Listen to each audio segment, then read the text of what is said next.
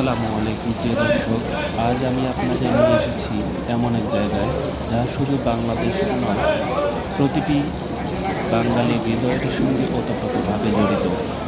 পদ্মা নদী, মাওয়া ফেরিঘাট আর সেই বিখ্যাত পদ্মার ইলিশ। এখানে দাঁড়িয়ে এখন আমি চোখ মেলে দেখি বিশাল পদ্মা নদী, যার নীল জলরাশিতে কত শত গল্প নিয়ে বইছে। এই নদী শুধু পানি নয়, এ আমাদের সংস্কৃতি, আমাদের ইতিহাস, আমাদের হাজারো বছরের জীবনধারা।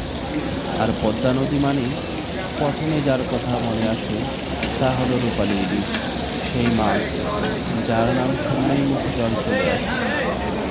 মন চলে যায় শৈশবের গল্পে, মায়ের হাতের রান্নায়, অথবা মা ভাতের ধোঁয়া ওঠা ইলিশ গন্ধে। আজ আমরা এখানে এসেছি সেই ইলিশ মাছ ভাজি করে খেতে, পদ্মা পাড়ে বসে তার স্বাদ নিতে। কিন্তু বন্ধুরা, জানো কি, সেই ছোট্ট টুকরো মাছের পেছনে লুকিয়ে আছে কত ইতিহাস, কত সংগ্রাম, কত আবেগ।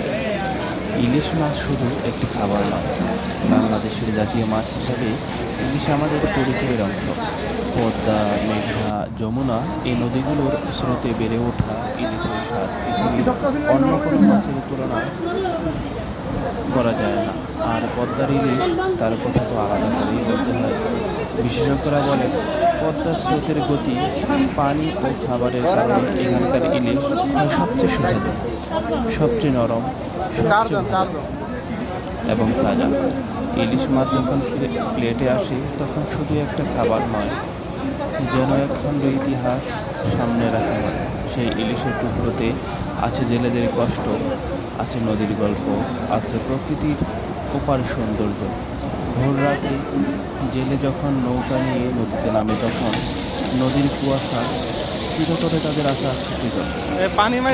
ঝড় আসে, কখনো বৃষ্টি নামে, কখনো নদী রাগে, কিন্তু তার বিফলতা তারা পরিশ্রমের ফলে আমরা পাবো সেই স্বাদ, যা আমাদের শেকড়ের সঙ্গে জুড়ে দেয়। মাও তখন মনে হয় এই ছোট্ট আনন্দই জীবনকে বড় করে তোলে। গরম মাছ সঙ্গে একটুখানি সর্ষে তেল, পেঁয়াজ কুচি আর লেবুর রস, এই কামড়ের মধ্যে আহা, জীবনে আর কিছু চাই না।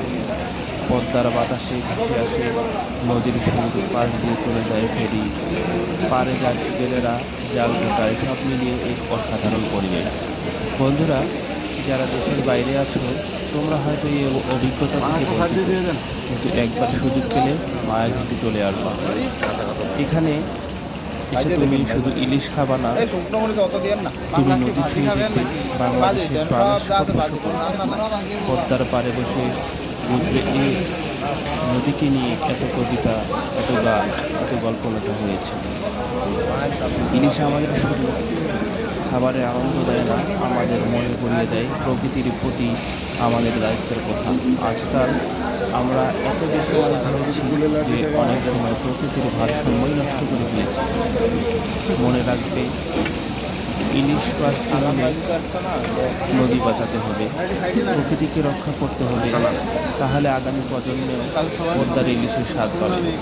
এই নদীর গল্প শুনবে, এই রূপালী স্বপ্ন ঢুকে গেলাম।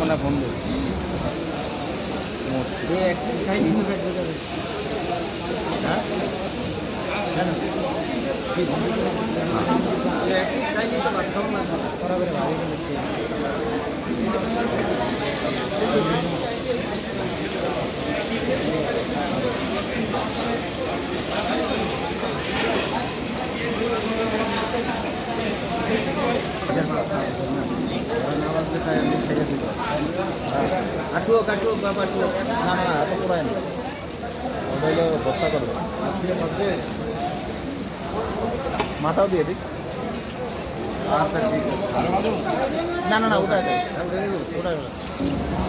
আমরা সবাই একসাথে আমাদের ঐতিহ্যকে রক্ষা করি, প্রকৃতিকে ভালোবাসি, নদীকে ভালোবাসি।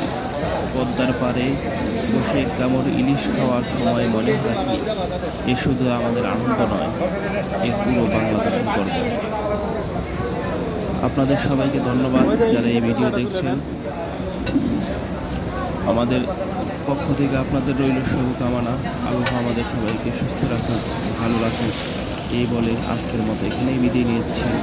আল্লাহ হাফেজ, আসসালামু আলাইকুম। আরো বেশি ওর ছবিগুলো দিয়ে না আমার তো ভিডিও গ্রুপে দেন। গ্রুপে শোনেন, ডিডি স্যারকে দিয়ে দেখেন যে স্যার এই মূল্যায়নটার দিকে দেখুন যে বাংলা মূল্যায়নের যেখানে দেখুন যে ডিজিএফআই কর্তৃক মূল্যায়নটার মধ্যে বলবেন যে এখানে এহেন জায়গায় দুর্নীতির সম্ভাবনা আরও হয়েছে। এহেন জায়গায় যারা ইলিশ বিশেষজ্ঞ তাদেরকে নিয়োগ দিলে ভালো। যারা এই ইউবিসি থেকে তাদের নিয়ে আর এমনি কাটলো কেন মশলা কাটার উদ্দেশ্য হচ্ছে কি জানেন? বুঝে না তো মাছটা বড় না তাহলে ইয়া লাগতে হবে আমাদের সালাদ বানাতে হবে কোথায় গেল? ওই সালাদ বানাবে না সালাদ বানায় দিতে হবে না রাশিয়ান চালাতেন, রাশিয়ান চালাতেন। কিসে গেছেন 150 টাকা মানে কোনটা ওনাদের রেডিমেড রান্না করে দেয় না এটা নাই রান্না না ভেঙে যাবে আর কাকু ভেঙে যাবে নেই না না আমি ঘরে গেছি। আর ফোটতেছে খাবো ওটা না মাথা ওটা রাহেন কাকু